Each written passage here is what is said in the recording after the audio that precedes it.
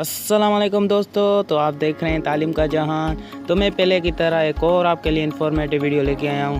तो दोस्तों, अगर आपने मेरा चैनल सब्सक्राइब नहीं किया तो प्लीज़ सब्सक्राइब कर लीजिए और बेल आइकन को ज़रूर हिट कीजिए, क्योंकि जो भी मैं न्यू इन्फॉर्मेटिव वीडियो अपलोड करूंगा तो उसका आपको नोटिफिकेशन मिलता ही रहेगा। तो चलते हैं दोस्तों, करते हैं अपना न्यू टॉपिक स्टार्ट। आज का हमारा जो टॉपिक है वो है औरंगज़ेब, मुग़ल एम्पायर।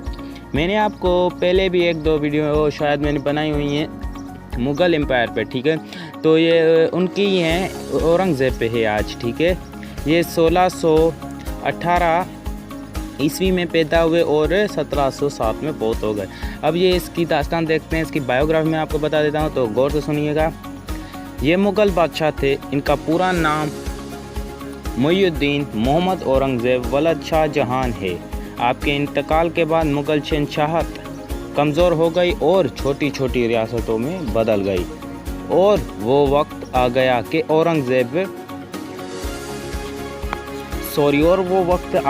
कि अंग्रेज़ ने आखिरी मुग़ल बादशाह बहादुर शाह जफ़र को लाल किले में कैद किया।